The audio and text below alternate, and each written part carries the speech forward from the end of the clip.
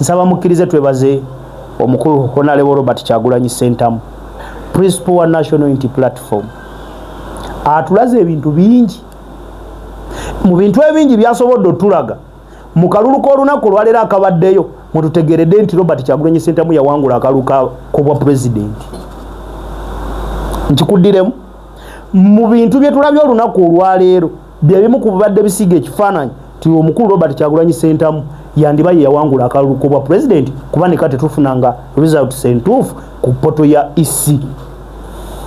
Njagala wetegereze ngenda kukola emboozi eno nga nkuterayo videos waggulu awo Embalala City amaje goolaba awo waggulu geefuze ekibuga kyonna naye nga mumanyi lwaki babadde balina making sure nti akulemberayo talina kuva ku saidi ya government alina kubanga waawo gwe bamanyi ekyo kimu. Kakati nze saagala nkusigira ekifaananyi ekyo kyonna nkitwale eyo. Ekibuuzo kyange kakibeere kimu kyenjagala obabuuze kiri simple. Akalulu kano kabadde ka byalo era His Excellency Robert Kyagulanyi Ssentamu ne His Excellency Yoweri Kaguta Museveni bombi tebaakenyigiddemu. Ekimu kubonero obwabadde bukulaga nti bonga bo babadde tebasobola kuleetawo njawukana nti muwagiro wa Nuupu yekka wabula abadde bakimanyi waliwo n'owenaalemu ng'akoze bulungi kubanga abadde mu kalulu badde bakimanyi ekyo kyekyasoose. Wabula kankubulira ekiswazizza buli wabadde sikafo ebadde wakati wa NRM na Nuupu ku level esookera ddala kiringanga bw'onaagamba nti omuntu okutulagira ddala nti mwavu lunkupe tumusanze asobola ku ttaka akalulu kano kyekatulaze ne mubaamu okukuba abasirikale aba military okefuga.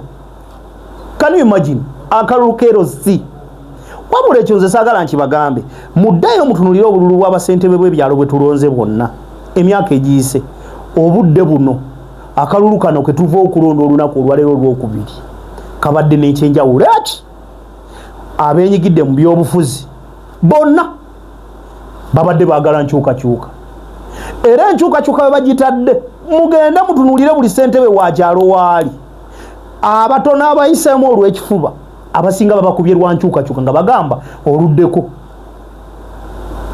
Akamu kubonera obukulaga nti babadde bagamba nti ekimala kimala. Ekyokubiri Robert Kyagulanyi Ssentamu mu byobufuzi yabijjamu ffenna nga tulabanga owa wansi wabula tupuruvize nti asinze n'aba waggulu. Why? Kana akalulu ndabyemu balooya nga bali ku level y'ebyalo. Njagala otunulire munnamawulire Solomon Serwanje munnamawulire senior journalist ne yesimbawo ku LC ng'ekibalo kyeki kanteeketeko omukulu gw'ebyobufuzi aguteekateeka agenda wa awo kati tutumanyi nti awo tulina okimanyira generation kati zikyuse. Era bw'otunuulira akalulu kano nze mu bwembedda bwe ntunuulira bwe nti ekibadde kinzigira kibadde kimu gavumenti eyeetaaga efuneyo olunaku ekole kibayita appreciation message eri Robert Kyagulanyi Ssentamu. Abantu baali bava ku byobufuzi era nga tuzukuka ku makyanga obwongo butugamba simanyi obululu bw'abakyala NRM simanya female youth NRM nga tetukimanyanga nako nti akalulu tukagendamu ne kavuganyizibwa ne wabaawo flaga ne wabaawo aba representative abakutte flaga ba flaga bearers ne bajja ne bagenda mu kulonda nga tetukimanyi. Tukitegedde ku mulembe gwa Robert Kyagulanyi Ssentamu oyo ye Kyagulanyi. Era akalulu ke tubaddemu olunaku olwaleero kabadde wakati wa Robert Kyagulanyi Ssentamu ne NRM. Kati gwe bwokera ku makya wano ng'ojja otugamba omusimanyo omuyimbi yadduka yafuluma nedda mu kalulu kano walabyeko Robert Kyagulanyi Ssentamu gwe yasabidde akalulu wadde omu ne ku kyalo kye Magere walabyeko gwe yasabidde akalulu nti bakamuwe embiranye ebadde yaki nedda walabyeko omunene avudde ku kitebe nga ajja kunoonyeza akalulu ka wansi embiranye ebadde yaki.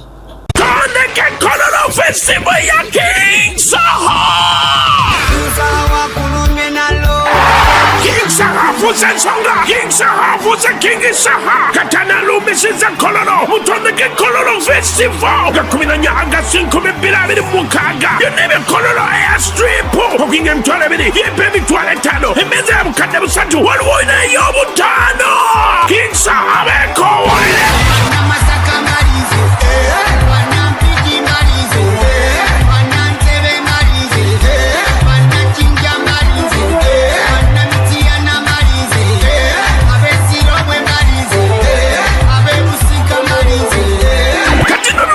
Senyuka TV, NBS TV, NBS Music, Yuga Tunes, Capital FM Uganda, the Beat Farmer.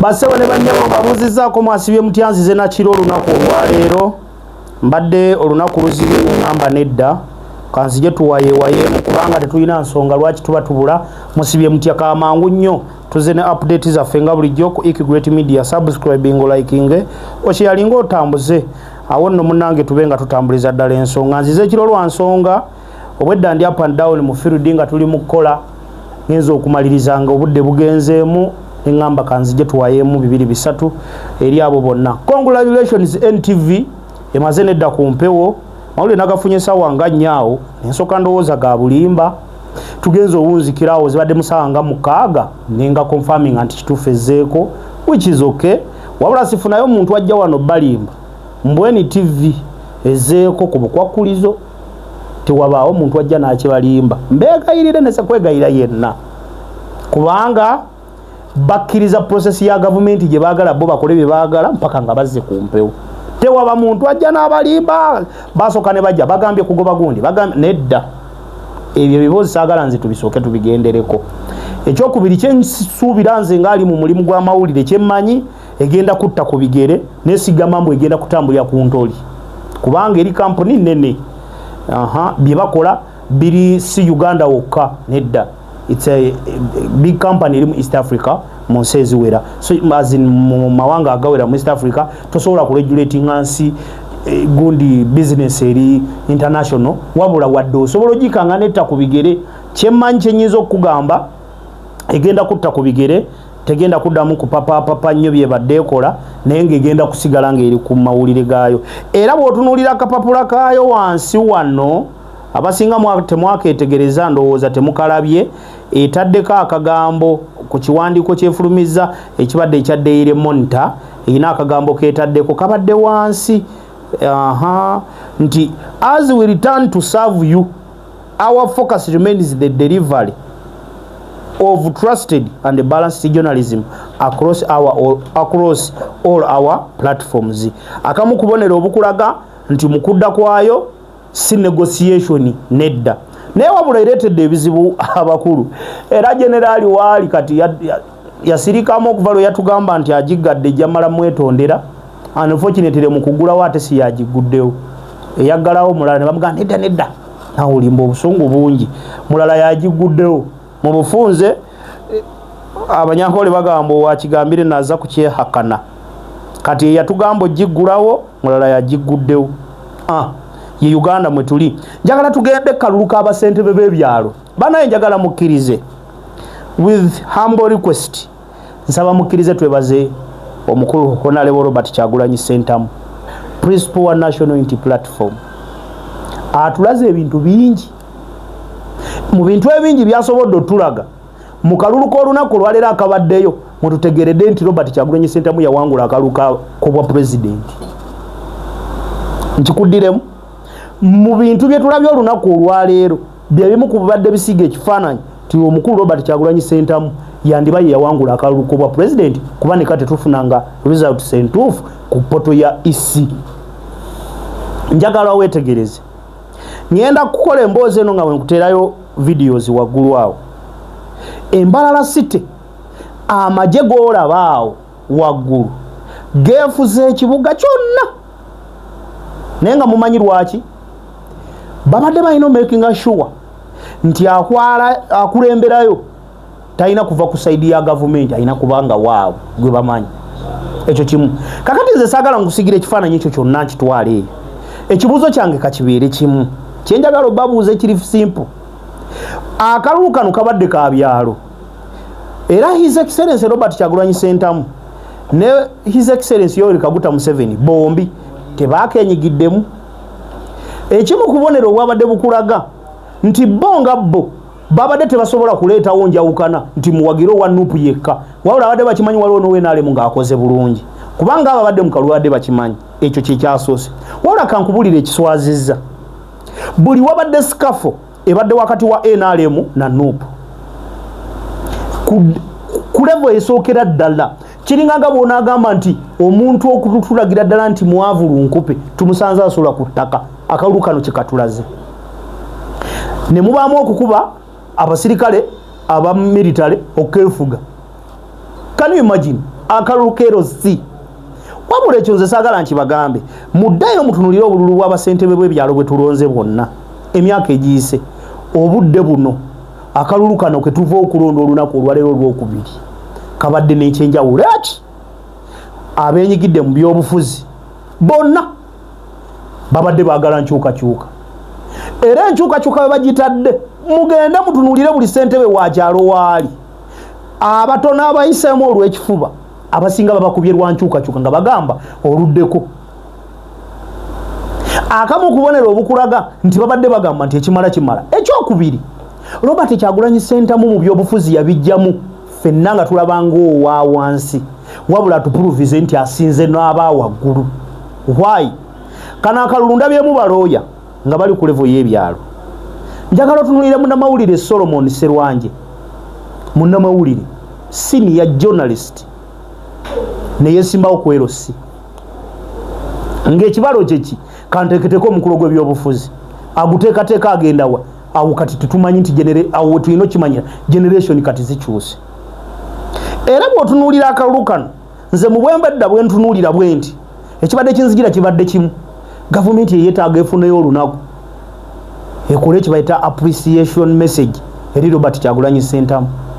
Abantu baali bava ku byobufuzi era nga tuzukuka ku makyanga obwongo butugamba simanyi obululu bw'abakyala NRM, simanya female youth NRM, nga tetukimanyanga nako nti akalulu tukagendamu ne kavuganyizibwa ne wabaawo flaga ne wabaawo aba representative abakutte flaga ba flaga bearers ne bajja ne bagenda mu kulonda nga tetukimanyi.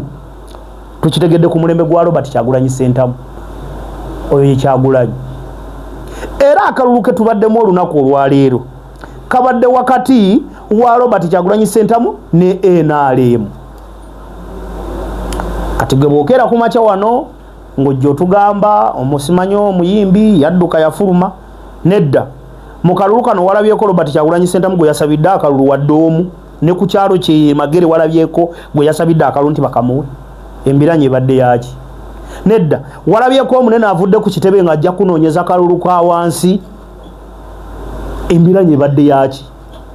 Kati kyekyo ekiri mu reality, muli mu kulwanagana ne generation esinga abantu obungi, abagirwanyisa nga bo balowooza nti they can suppress them. Ekizibu njagala mukwate ekifaananyi mukize ku Kaweesi ow'Enansana, ono kirooto kyange, mutunuulire image mwabadde ng'ekifo kyalwanira kirina sitampu, talina waakiika, ayina kulina nkuŋŋaana meeting za kyalo zakuba. Mutunuulire n'engeri gye bakamulangiririddemu ng'abantu bali mu kuwakanya nti nako takawangudde, naye nga baagala proving eki nti aba Nuupu tebakubye gwe eyava mu Nuupu. Only that. Era abantu ku kyalo bagamba si gwe balonze. Nze nasoose kulaba bakamukubye ngezo owulira nti bamulangiridde.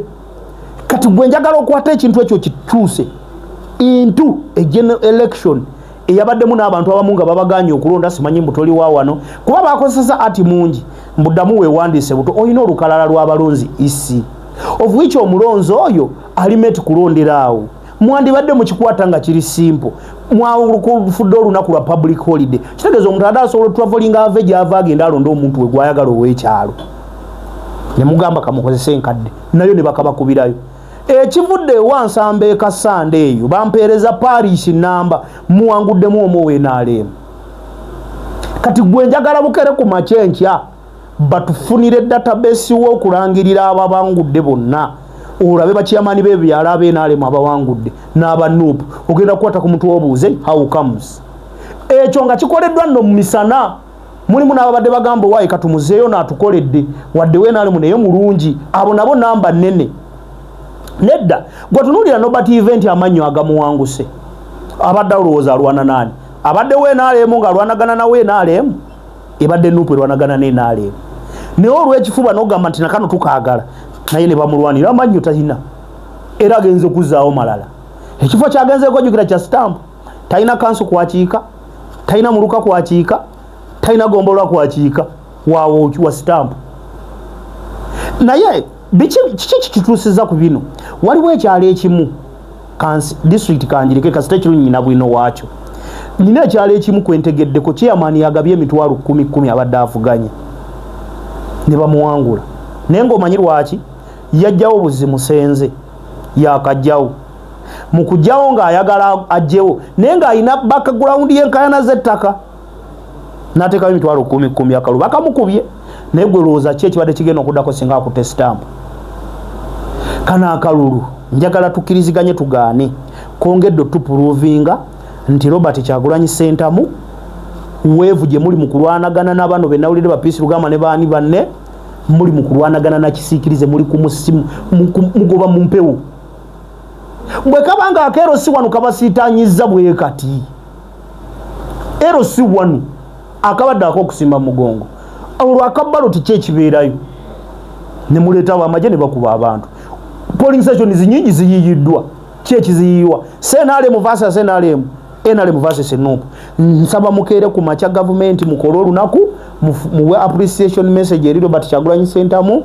olwakagazisa abantu okulonda n'abasomesa n'ekirungi ekiri mu kulonda mujja kuwakana mujja kwefuula abagamba mbu simanya biki abantu baali bamanya ebyo ebintu NRM kati baabitegeera ate musanze ekizibu generation eri ku social media eri mu kwongera bisoma mu kubisoma kitegeeza bali mu upgradinga knowledge bategeere mugenda sanga akalulu akajja nga bali mu kuvuganya bazidiguri obudde buno obutubaddemu n'abazidiguri ne baloya ne baani guloza ki ekibaleesi omutima gumugamba likambeereko ne position wendi wemba nsinzira okuweerereza nedda nze njagala tubawenga ekyokulabirako nsaba Nuupu etegeke eyite bakiyamaani baayo abaawangudde akalulu okulaga gavumenti eno nti byesiba bikutuka njagala chairman wenale njagala secretary general wa Nuupu David Lewis Rubongoya ne acting president Baptist Nambeshi bagambe tuyise ba chairman bafebo n'abawangudde tuyina retreat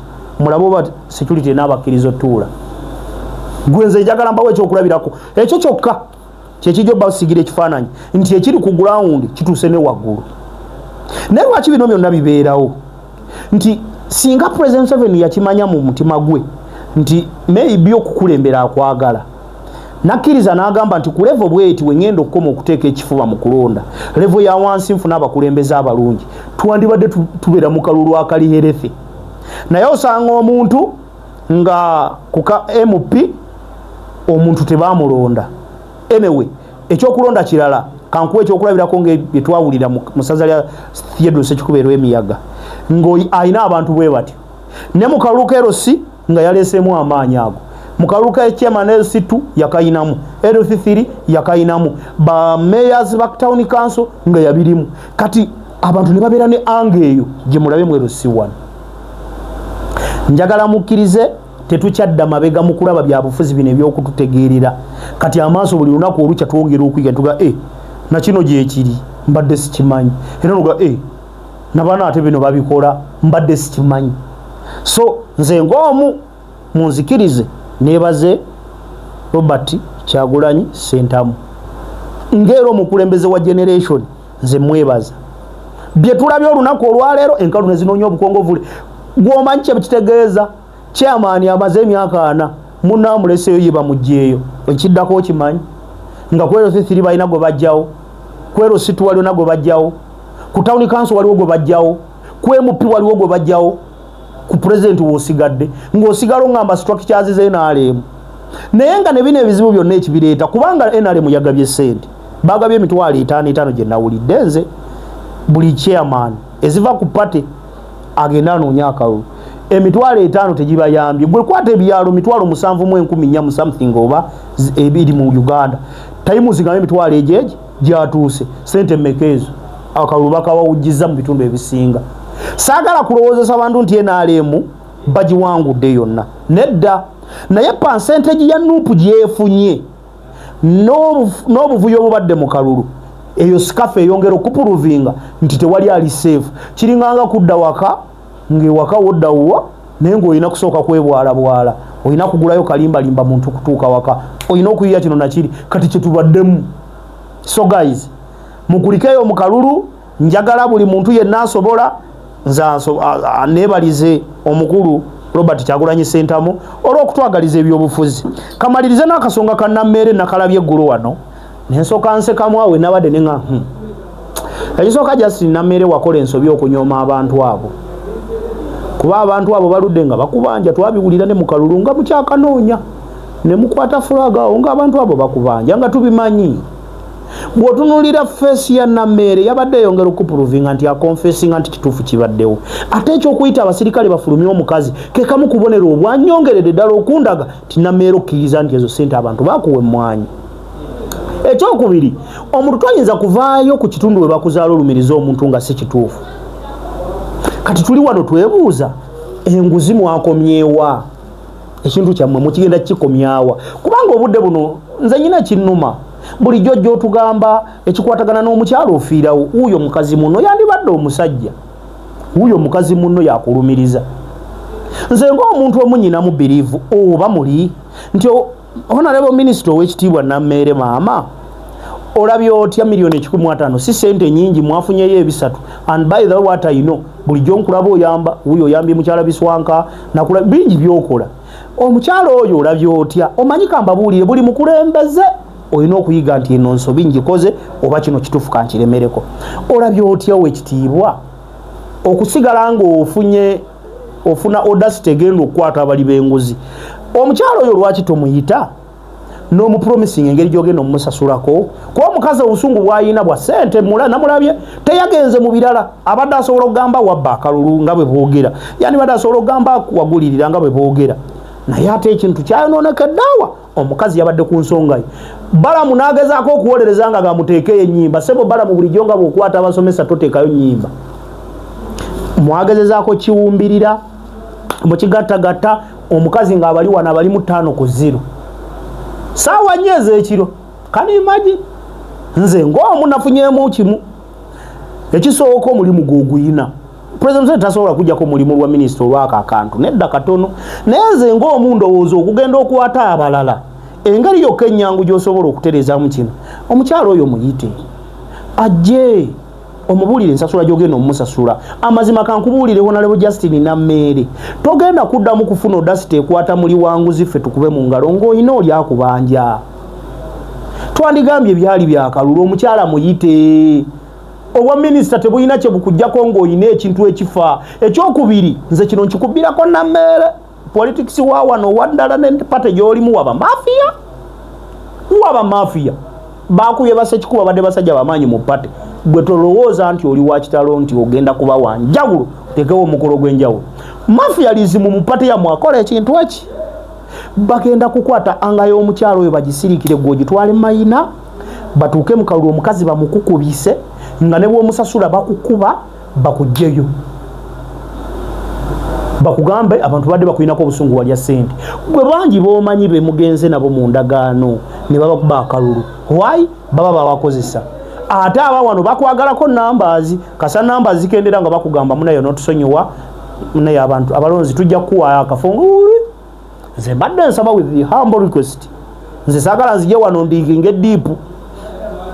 Kwata omukyalo oyo kawolawola, omutwale, ofunewo omuteeka, omunnyonnyola engeri gy'ogenda omusasulamu. Bw'omala okumunnyonnyola, omukyalo oyo mugambe nti ku buli mwezi ngenda kuwangayo $10,000 oba 5. $15,000 ku musaala gwo gw'ofuna. Mu mwaka gumu omukazi oyo nkakasa abajja kuba afunyeyo kasente.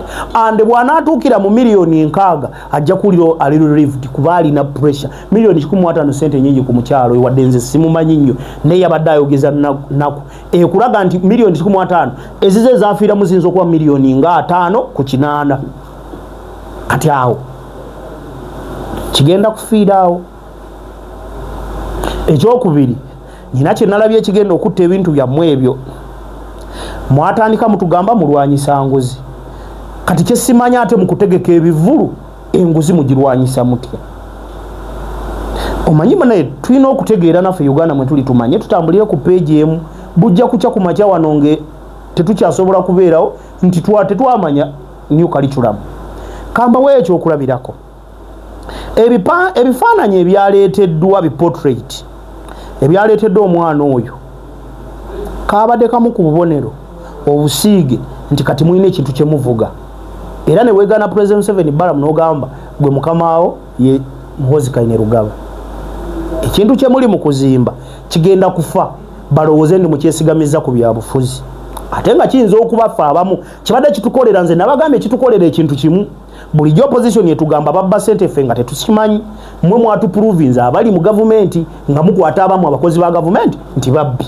awo nze we nagambidde mugende mu maaso oba mubakutte ne baliwa oba tebaliye ekyokubiri ekyattidde ddala Masaka yabaswaziza tolaba lwaki mwasookera Mbale mwandibadde musoose kwetoloola bitundu byeyo eno Central Region egenda bakunamya muswale mudde wakati ekyokubiri ekyabaswaziza ye musajja eyabba miliyoni 42 gwe mwakutte Kasolo n'akuba essimu ng'alina Kampala manya ali kata n'akuba essimu mu mute mumuwe bondi mwenna nabalabye nga muli puzzled ne mmanya kati muvudde ku script yammwe ekintu kibavudde mu ngalo nameera alumiriza nti mubbi kitegeeza ki it might be two way nga one mulimu political wrangles oba conflicts wakati wa Namere n'oyo gwe yabadde alumiriza two eziri wakati wa Namere ne Kasolo three ekyo tekigenda koma wano kigenda kutambula buli wamu musange kyamanero C5 nga babambudde bamuyinamu obutakkaanya eno bamukube neno bamukube kakati musigale nga temuyina wamugwe musigazzaawo kitegeeza mugenda kukola ki mugenda sigala mugamba kati yo tumukole mutya nalabye Balamu ng'onnyogoze tumuwe bondi kakati oba tukole tutya mbadde ndowooza miliyoni 42 gwozimanyi nga wakwata tawuni kiraka yali oba we Bulambuli n'omugamba aziriwe n'omuleta ne mu anti-corruption nti miliyoni 42 omanyi ssente obungi bwazo kati gwe wabadde otukakasa kyawo ekituufu ky'oli mu kukola awo kati kyayisi temwatuse mu Buganda era mbadde mbawa magezi musoke muddeyo eri kuba eri muyina engeri mubibikiriza wano mu Buganda mugenda kuswala bwe babaswaza muswale nga babaswaza anti kambabuulire mugenda nakuleeta omuntu katuti wano mu Buganda bakugambe teyasoma mugenda obuuza amanya ge nti yetumwesije Alan bababuuze nti waawa bababuulire gye yava wano kuba ffe tulina betumanyi nga tuyinze nyina DHO gwe manyi gwe bali badeployinze ekawamu nga talina biwandiiko byawo bwe babuuliriza erinnya nga lina gye lyava wano mu Buganda mugenda bbirawo ayimirire katuti babagambe nti oyo teyasoma yafuna atya omulimu muteeke ewaaka ekya mwakoze bulungi mutandikire Masaka era ekyemmanyi mu mutima gwange bingi bye mwazibikiririza tebiva Masaka kutuuka eno ffe tugamba ye it's okay mwatusibye naye era time egenda tuuka tubabuuze kakati mwafuniddemu wa basebe ne banyabo so ekintu kye Masaka mwakitunulidde ne mukiraba bwe mutyo naye Katonda mulungi tugenda kucha ku makyera tuddemu tubabuuze nti abaffe mutuuseewa ng'ekintu kikonye wano twali tulabye abanene omusajja w'Erwengo oyo yakubanga abantu emiggo nga Chairman wa C5 yali kyakola kirungi yawunzikirawo kasita obeera ng'okolera ku political pressure tosobola kustandinga kintu wabula buli lwokyesigamya ne diplomatic way nga kiyimiridde mu bateknocrat nti okubalayini ya kufuna professionalism ofuna ekituufu kemukikuba nga mukiza ku politics kigenda bayiikako anti Kasolo ali anitakyebe Masaka era mwamulabye Namere yagambye oyo kayogedde mbivuddeko kitegeeza ki omuli w'enguzi mwamuwolereza ne Namere n'abyogera it's on record Namere n'agamba Kasolo kamuwolereza olubadde twakamukwata dakika 2 yakubiddeyo simu kuva kata ekyo nkivuddemu mugenda genda ewalala wano waliwo empologoma zaawo mu Central nga baziplantingawo bali untouchable kati mugenda sanga omuntu akugambe tonkwatira ku DEO tonkwatira ku kaawo tonkwatira ku chairman gundi eri somero liveeko nga balifunamu ate mwekubireyo direct muteeke waabiri ako kabadde kakuniza eri Balamu yandibadde standing farm nagamba kamuweyo bagende bamunoonyereze keyatandise sympathy kwako yogereko noono nedda Balamu oyo omuntu gwe mabadde mukutte temwamukutte nti yabba sente za Namere oba za Balamu za ggwanga mubadde mulina courage akugezesebwa we kuli Kasolo buyandikuye wandi mugambye leka bamalo nonyereza batuwe feedback period kasamu atandise kwako yogere nono ate simanya gattawo wano aho nenseka nengamba kakati bano ekintu kyabwe kiyise muzikirizo olunaku olwaleero mbasibulire wano nazze just mbadde nzebawa ku update awo katini enja tugenda kujja lunaku lwa kusatu ngenda kubeera ne Senkoza tugenda bakubira tochi mukaluko nanga bwe katambudde tugenda kuba ne final report olwaleero tuze tupapa just bibyo bitono bitunuliddeko tugenda kujja encha tubawe embozi yonna tubawe embozi yonna nga bwitambudde mbasaba kukashe yalinga mukatambuze mukawe kumulala ayinza okubanga tafunye budde bukalaba nsaba nyini gulu n'ensona atakumira kusala bankomire busole bulungi tujja kuddamu olunaku olw'enkya